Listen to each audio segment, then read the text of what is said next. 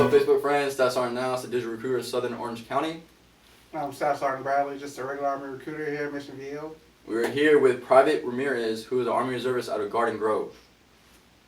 My name is Devon Ramirez. I'm from Anaheim, California, born and raised. I went to Catella High School, and I'm currently going to Irvine Valley College as a sophomore. And in the future, I want to become a veterinarian, and that's pretty much reserve. Awesome. What's your job? I'm a 68 Tango, which is an animal care specialist. So I work with the dogs, horses, and occasionally cats. It depends on exactly where, if I go active, where I'd be stationed at, of course. Awesome. So you are a reservist. Why did you choose Army Reserves opposed to active duty? I would definitely want to be active, but since, of course, family and of school, I chose reserve and I enjoy it. Awesome. Now, you said because of school. So why because of school did you choose the reserves? Since I want to be a veterinarian, I'm actually trying to get my degree, and I'm not very good on online courses, so I would definitely, since it's only a weekend each month and 2 weeks out of the year, it's a lot easier for me to balance out school and the military life. I'll just back up a little bit. Why did you join the Army?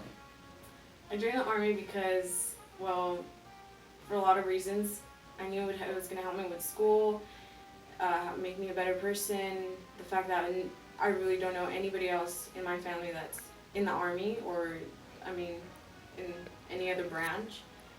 And, of course, I just knew it was going to be a whole different experience, and I was going to learn a lot from it. Awesome. Where did you go to basic training? I went to Fort Sill, Oklahoma. Oklahoma. Oh, yeah. And,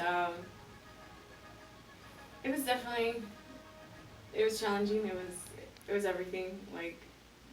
Definitely an eye opener. You meet a lot of people.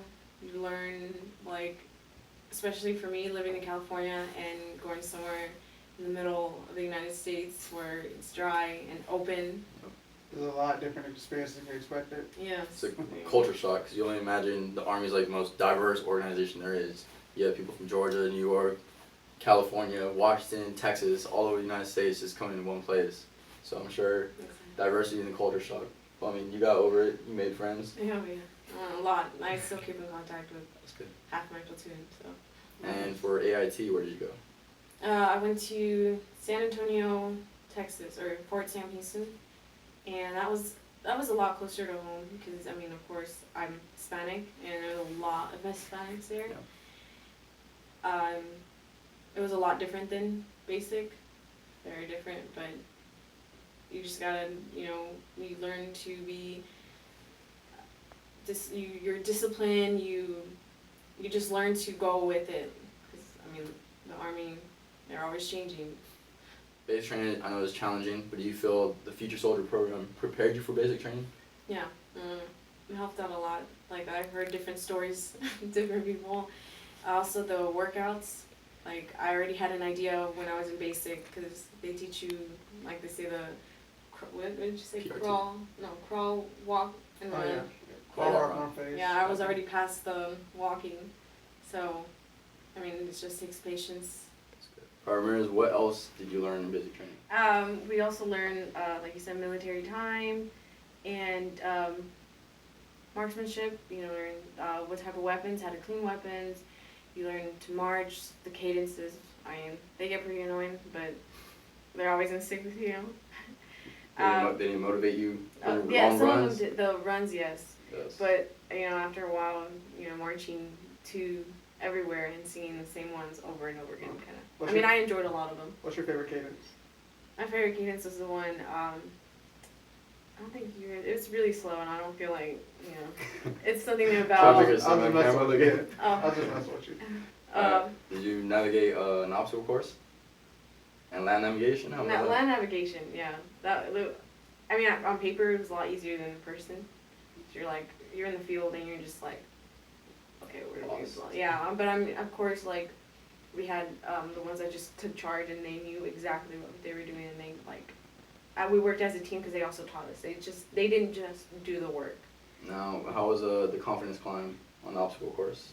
I wasn't scared. No? No, I wasn't scared for I forgot the name of it, but there was a lot where you climbed, but there was also ones where I was really nervous about. There was one, the tower three-story one. First level was fine. Once you get up to the second level, since I'm shorter, it was so hard to reach. Like literally, your battles are like lifting you up, and they're practically doing the work. All you're doing is just like, oh, Help me out. I'm So, short. before basic training, have you ever shot a weapon before that? Yes, but it was a pistol. It was a, So you never shot a rifle? I never shot a rifle. Now, how'd you do? Out of I 40 did- shots, how many did you get? I got 33. 33. Yeah, I was really nervous too. So That's a sharpshooter right there. Yeah, it is. That's good. Qualified sharpshooter. And that's pop-up targets, or was it paper? For the first one, because we went through everything, we did paper, and then we went through the actual pop-up, and then it became to where we actually were standing and walking towards the pop-ups. Okay, so you learned a lot in basic training. A lot of it is just a refresher since you learned some of it here in Future Soldier Training. AIT, Advanced Individual Training, which is their job training for a particular job. Where did you go for AIT? I went to Fort Sam Houston and San Antonio, Texas. San Antonio, Texas. Great How place. long was it? It was 11 weeks. I think it said 11 weeks in 4 days, something like that. So. Now, I know basic training is just, the basic soldiering skills. What did you learn or what did you do at AIT? We still did PRT in the mornings. I think it was a lot earlier than basic training. I remember waking up, having to be out in the field by 5, and we wouldn't finish until I think it was like 6:30, and then of course classes started at 8, so we had that time to eat breakfast and get ready and clean our rooms. Early mornings. Long days? morning, long days. Now, as soon as class started, is that just, is it class for your particular job? Yes. We'd start, okay, so it was from 8 to like about 16:30 we'd get out. Sometimes 17, just depending on what we were doing.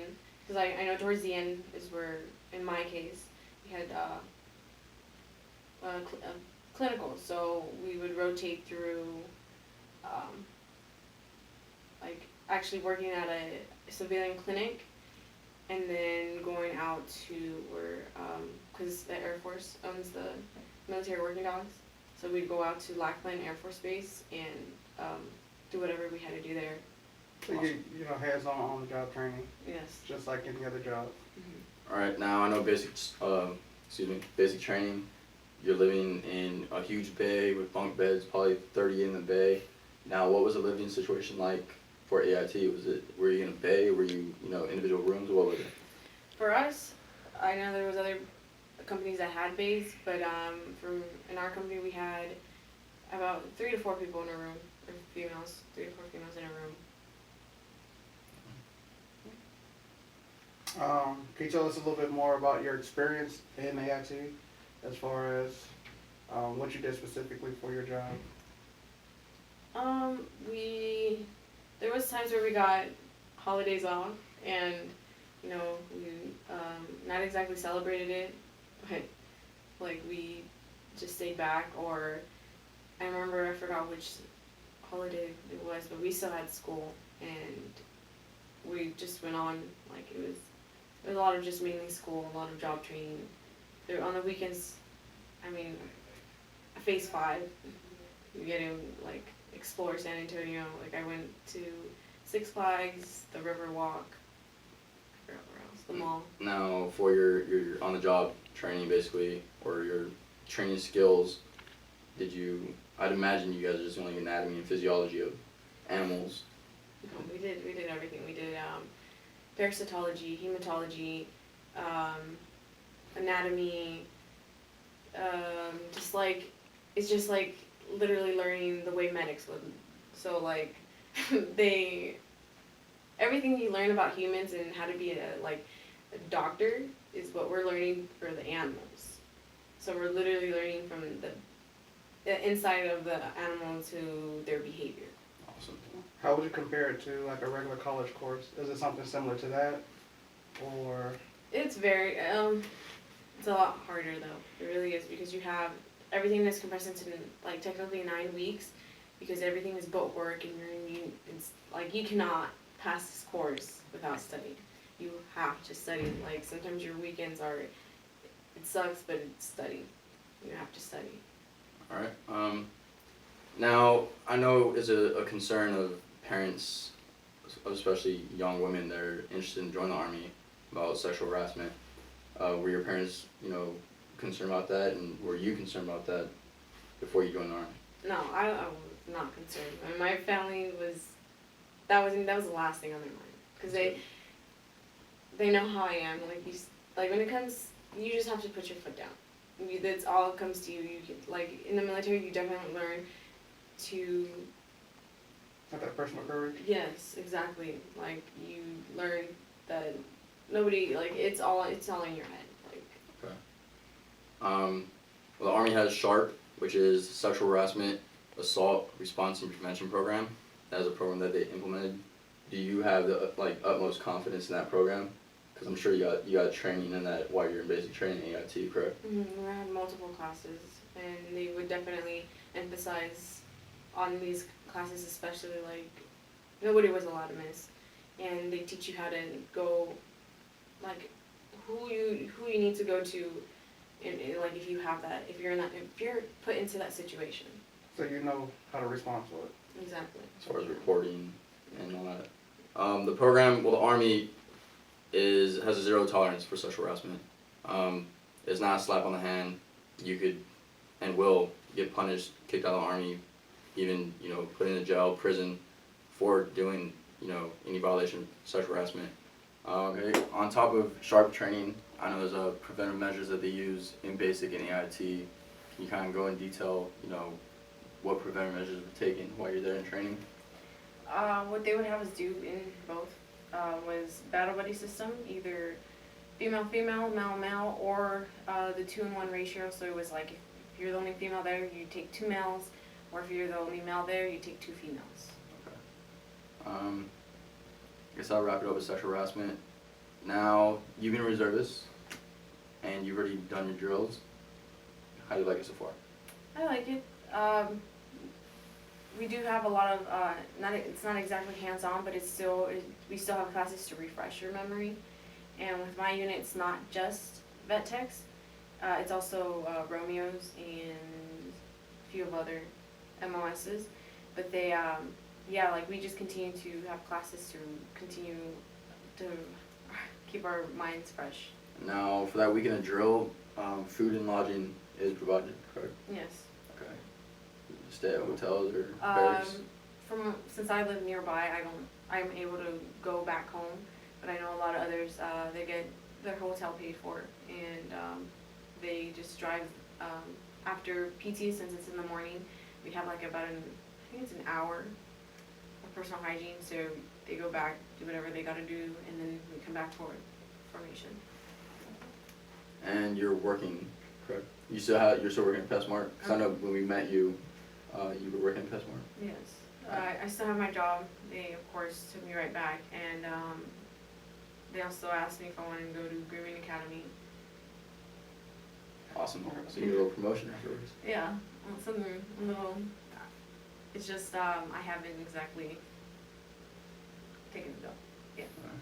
but I'm still doing what I was doing. Good. I think that about covers it all. Thank you for joining us. I know, it's not your weekend. It's not your one weekend a month. But you came in and visited us anyway, so appreciate that. I don't really have anything else. No, I'm just happy because you're the first person I ever put in the Army, and I'm just glad that you came back to share your experience with everyone else that may consider doing this or have any concerns. It's good to get your voice out there. Now, what would you tell anybody that said, hey, I've been thinking about the Army or the military, or, they're tired of going to school, or maybe they're going to school, but, they have aspirations to do something else. Would you recommend the Army? I definitely recommend it because you learn so much. You may think that it's not for you, but there's so many people out there that just like, I was completely fine in life, but I still wanted to do the Army. And if anything would have happened, I wouldn't mind coming back to where I am, but I'm completely happy. I'm glad that I'm now here. And, like, the sexual harassment and assault, like, there's really nothing to worry about it. I mean, yes, it's a big deal, and yes, it happens, but it'll, like, the military's there, and they do help out a lot, and like I said, I definitely encourage others to join. Alright, before I let you go, give us a short-term goal and a long-term goal. Well, my long-term goal is to re-enlist or to whatever is necessary to go into ROTC to become an officer and get my degree. So that way, you know, like, I don't know, being an officer, like, with my job, like, I've seen it, they're amazing, they really are. And, Or to become a full-blown veterinarian. exactly. And then my short-term goal would just, I mean, Well, like I told you, find out more about ROTC, going to Cal State Fullerton, stuff like that. So I guess exactly. that first step in the process It toward would your be, long-term goal. yeah. So I guess graduating from IBC Of course, would and be, going would be to my your 4 year. short-term, and yes, There you go. Good. Good. Well, that's all. Thank you for tuning in. Once again, thank you for coming. Thanks for joining me, Sergeant Bradley. All you out there, make sure you find Sergeant Bradley on Facebook. Find myself, that's Sergeant Nanos. Like our pages, Army Strong HB for Huntington Beach, U.S. Army Mission Viejo. And we're on Instagram and Twitter at OC_Army Strong. Follow us, like our content, share our content. If you know anybody that wants to join the Army, feel free to message me or contact anybody. If you're outside of California, contact your local recruiter. Army's great. You heard it from Private Ramirez herself. So thank you for tuning in. See you next time.